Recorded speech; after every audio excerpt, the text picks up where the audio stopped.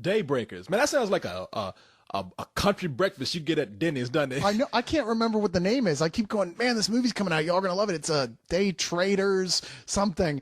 But it does sound like, when you think about what's in the movie, the title has absolutely nothing to do with anything. You're like, well, did they just go through the list of things that had day or night in it and go, shit, they're all taken? Yeah, I know, because it took me a while to recognize the title, too, because every time I say Daybreakers, I see a commercial, 2 country fresh eggs, cracking on the edge of the plate, served up any way you like it. And Wilford Brimley going, I've got diabetes. Yeah, yeah, Wilford Brimley. God damn it, I got vampirism. That's why I eat eggs bloody. That's the only thing this movie was missing. Chicken menstruation. What? Chicken menstruation. I don't think it was missing chicken menstruation. I think that actually happened at one scene here. That's Wilford Brimley, drinking the blood from eggs. Chicken menstruation. It's the right thing to do. God damn it. It's good for my diabetes. For diabetes. What are you, a rapper, Wilford Brimley? I don't know. No, I'm talking about him. Is he a rapper talking about diabetes? He should be. I saw him in something recently. He's still alive, which is why he could have been in this film. He could have been. I think he's a vampire. He's immortal. There's no other explanation. I was like 8 looking at him going, shit, I'm putting him in my death pool. And he'll outlive you. He's betting on you to die before he does. I know. He might be the one to come kill me. I wake up in the middle of the night. He's standing over me. Son, I've got some bad news for you. I'm going to rip out your throat. The right thing to do.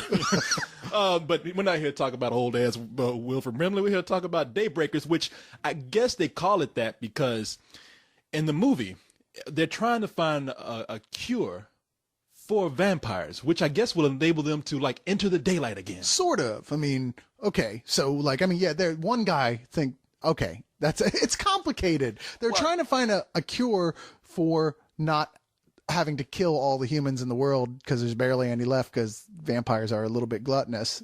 yeah, exactly. And there's no people left, so then everybody's going to die.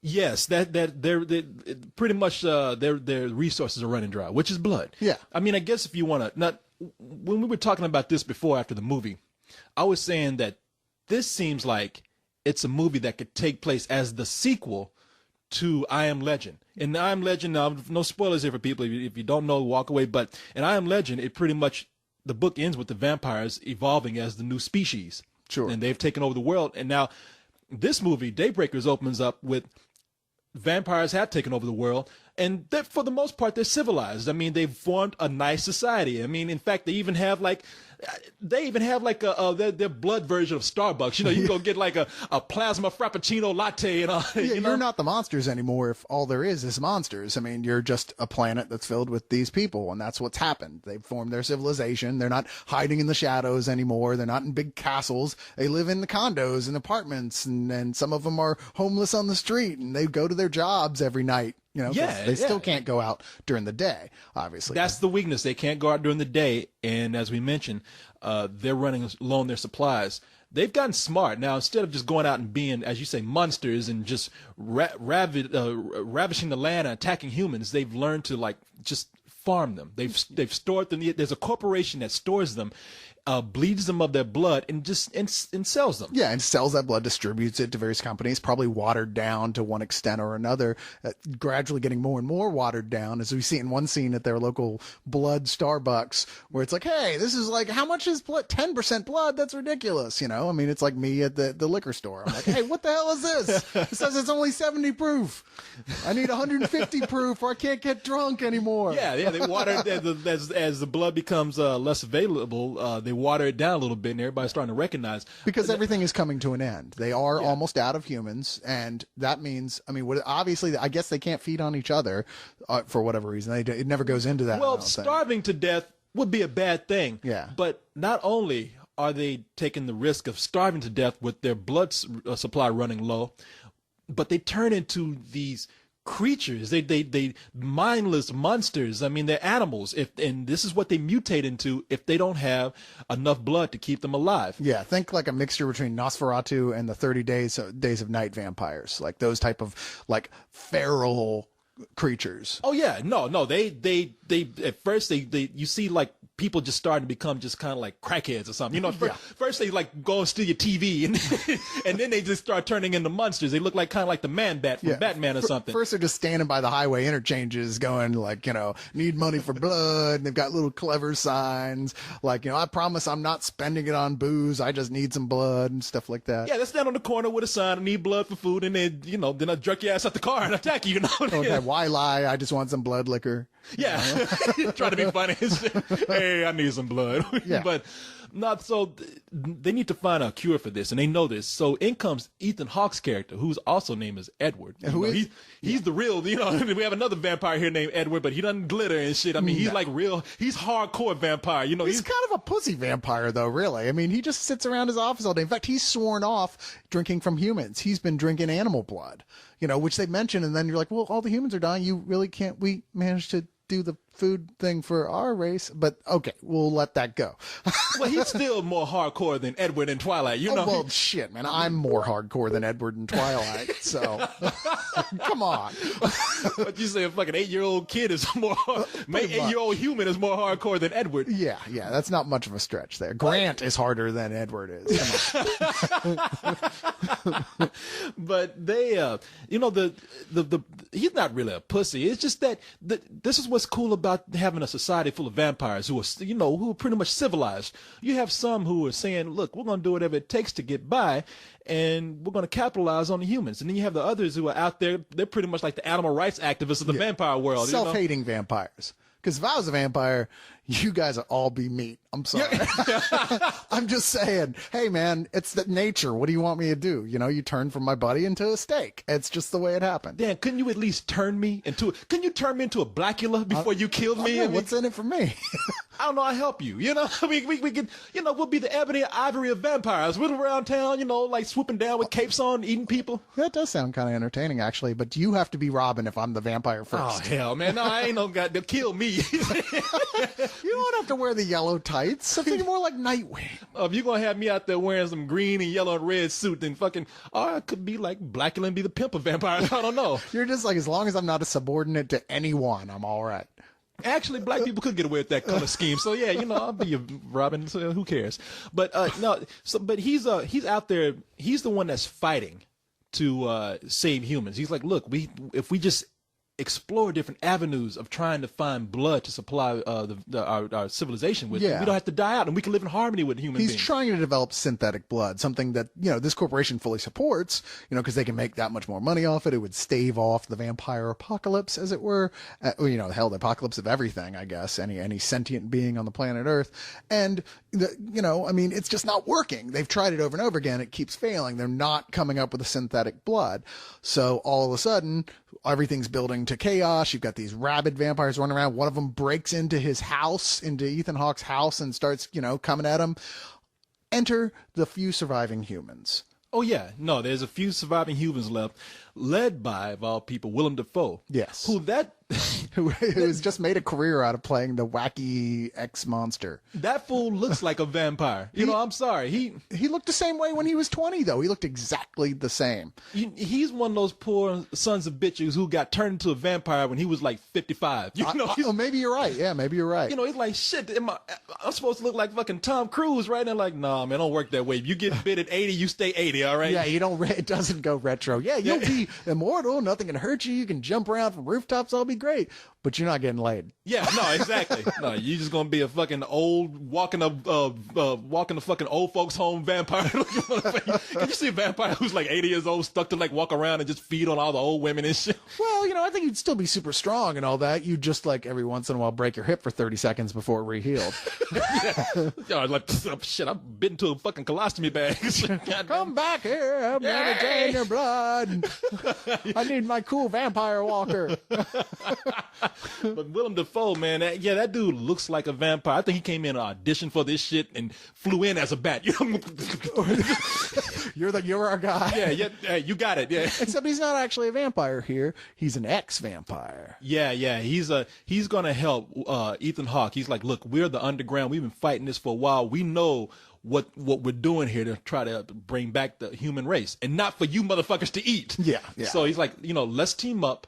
and see what we can do to overthrow this the evil corporation that's pretty much spearheading all this, Yeah. which is led by, of all people, Sam Neill. Playing the same role he always does, pretty much. But, that's fine. He's good at that one role. Well, yeah, no, oh no, come on, he's a likable guy. He fought dinosaurs and shit. No, I like him. Well, okay, he's got two roles. He's got the good guy Sam Neill, and he's got the bad guy Sam Neill, and this is the bad guy Sam Neill we've seen before. That's all. No, and he pretty much is not only just playing the bad guy Sam Neill, but he's playing the same evil corporate guy that we always see. Yeah, it's not a badly written part either. Actually, they kind of give him a little bit of depth. He's an interesting bad guy, and it almost makes you want to see like a prequel or something. Like, oh, how did this go? What was this guy like when he was younger, before he kind of came into power and got used to just getting his way at everything? Kind of like you 10 years ago. Yeah, and I still got my no, but okay. So you can see how this movie. The different take that it has on vampires, because I mean vampires just like zombies, man. I mean with today everybody's saying what can you do that's new with this genre? I mean I've seen everything, and they did it here by showing us what would happen if vampires took over as the dominant species. Which I guarantee you someone is going to pull up some example, some B movie that they did that already. But the point is, that was some B movie. This is a badass little film. This has got like everything you could want. If it wasn't for the last like 20, 30 minutes, it's almost not even a horror movie. It's more of a science fiction film. You get towards that end, things start getting way bloody, but in a really cool, creative, like, wow, I've never seen that before type of way. Well, when we lost the review before, and we had to redo it, but we were talking about how much this is more of a science fiction film than it is a horror movie. Yeah, because it's setting up a very different world. I mean, it's not just there are vampires. It's a world run by vampires, and what would that be like? And in that sense, it really does feel more like you're setting up a science fiction reality. Yeah, and it does have its elements of horror in there because, as you mentioned near the end, I mean, it is one of the bloodiest movies I've seen this year. As of 2010, it's one of the only movies I've probably seen this year. But it gets very gory, very violent. And the thing I like about the movie is that, regardless of all that, it's a really well written script. I mean, it is very smart. It's very smart with the approach they took to vampires. It's very smart the way they combine science fiction and horror, and it's only made better by the few performances that we get in the movie that are very good. I mean, Ethan Hawke, who we said is always a good actor. He is always good, but he shines here because they gave him a good part. Oh yeah, he brings some legitimacy to this whole vampire genre here just by bringing a good performance to it. I mean, he's really good in the movie. I wish we could say that about William Dafoe, who is good here, but we all know that William Dafoe will take about any old thing that comes his way. These days, shit. I think he's gonna be playing at my nephew's birthday party next week. Going, all the kids are screaming, "What the fuck? This guy just turned into a bat!" Women folks stand like that. What? It's your face, bitch. That's what. But no, I think that, there's a lot of things in the movie that I can't complain about, and I don't want to because, the movie works very well despite those complaints. But one of the things that I mentioned before, and you guys are like, man, what are you talking about? I thought about it, and I still have to say it. It is one of those films where they say the world is dominated by vampires, and we only get a sense of this small, and this is a movie where, it's not a huge budget. No. So they're talking about this big city that they're living in. We only see about 3 blocks in this vampire city. Right. Well, and it's only like this, and we don't get a sense that this is the world over. And so for it to be such an apocalyptic event that's happening near the end of this movie, I didn't really feel that grandiose feeling they wanted to give you. I didn't have that problem. I mean, they establish in dialogue that this is the way the whole world is. So it really seems like they don't really need to tell you. The whole story takes place in this one place because this is, all around this corporation, what's happening at this corporation. So there's no point where the story feels like it needs to go to Paris or London or anything like that to show you. It's enough for me to take their word for it, I mean, because otherwise, well, shit, we'd be seeing the other side of things, which is like, the humans are still threatening us with war over in Zimbabwe and yada, yada. Well, yeah, I think I would have liked to have seen like, at least a TV channel where you got the Chinese vampires, you got the French vampires. Didn't we see that though? You do have the African vampires. I don't know. I thought they did show a TV with vampires from other countries at some point. I could have sworn they did. Maybe I'm wrong. I don't missed know. it. No, I don't know. But either way, I see what you're saying. It just didn't bother me. And first off, this is a Lionsgate feature, which means you're not going to get Vampire Paris, not going to get Vampire France. You're not going to get Vampire I Can See Your Underpants. So I'm not gonna get like I'm not gonna get like Le Blair and Blair for China. Blair. Yeah, I'm not gonna. You know. Was that Irish? And however they say Blair in Africa. Blah, blah, blah, blah. You know, I'm not gonna. Yeah. What did he say? He said he's going to eat your face. But there's also brought by the Spierig brothers, who are great guys. Yeah, Peter and Michael Spierig. Who have a really unique vision. In fact, they did this film they're New Zealand, right? Yes, okay. They did the movie, the zombie movie Undead, speaking of zombies and vampires. A very low budget film that, you'd start off thinking, well, it's kind of a ripoff of Peter Jackson's Dead Alive. It's that kind of humor, that kind of zombie movie, which is, to say, still pretty entertaining. But then it goes into someplace so utterly original and new that it's hard to really throw it in just down the pile with the rest, but still extremely low budget. This is their second film. You're not going to Paris. Just say. Okay. All right. You're just going to have to let that go. Let me tear up my beret right here. But I understand. And I'm just saying that's a small complaint. I want a sense of scale is what I wanted. And I understand that I'm not going to get it. I think they could have cheated it a little bit, but that's not the heart of the movie. What they did with the heart of this film, they did very well with. And I really think that a lot of people are going to have fun with this film, because that's the main thing. As serious as the movie is taking itself in certain scenes, it's just a lot of fun. Yeah, it is. And it manages to mix that with being real smart too, as you said earlier. I mean, it almost, and I know this is probably just because Ethan Hawke is in it, it has a weird sort of, when it's being serious, a Gattaca sort of feel, like it's all in those blues and those type of colors. It's very washed out. Yeah, and it has that feeling of that kind of science fiction when it's being serious. And when it's not, it's never just gratuitous gore or gratuitous action. It's always something that fits into the plot or has something to do with making you care about people. The big giant gore fest at the end could have been, hey, we haven't had enough gore in this film, let's just do it. But as it is, it's pretty affecting. You watch that and it fucks you up. You're like, this is some messed up shit that's going on. Oh here. yeah. And you know what? I mean, I can't really complain about their filmmaking, when I'm complaining about the scale, because it's artistically is very well. I mean, the vampire is very pale. So the palette of the city and everything takes on that same paleness, as you say. It's very washed out, grayish blue. Yeah. And when we get into the scenes where we have the humans and the resistance fighters, we get into very warm colors. That's when it feels like the natural earth. But when that blood and shit starts flying everywhere, it's flying in contrast with all that paleness in the city. And I'm like, I don't know if they planned it to be this way or not, but this just makes it more effective. Seeing how this blood splattered against this contrasting color here. It really stands out. It seems like most of the choices they made here were the right ones to do. And it's amazing how much they did manage to create this universe effectively on such a tiny little budget. I can't help but recommend this to anybody who's a big vampire fan at all, of almost any kind of vampire movie, whether you like the straight up carnage ones or you like the more serious story with the well thought out vampire characters. Maybe not Twilight fans as much, because there's nothing, there are no fairies in this one. So these are vampires. Look it up. Yeah.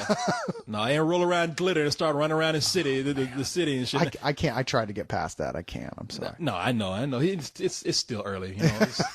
It's too soon. It's too soon. It's not. It's too soon to get over it. But I like this movie a lot, man. I really do. I was just trying to think. There's a hot chick in here too. We got to nail down the hot chick. So Isabel Lucas, and that's the daughter of Sam Neill, who has refused to become a vampire. Yeah, well, I'm gonna cut that out because that's. Oh, I'm sorry. Right. No. They mentioned later, but no, she's one of the resistance fighters in the movie who plays a big role in this, and I just wanted to mention her because not only is she just fine as hell. Yeah, you're like, I gotta stake that. Yeah, exactly. Bite me, bite me on my penis. That's what you can do. If you're gonna bite me anyway, change me that way. I don't know. I think that's not hot, personally. I don't care who it is. If Scarlett Johansson turned to a vampire, I'd be like, look, just go for the neck. Yeah, okay? Suck me dry right now. You don't want me to bite your dick? No.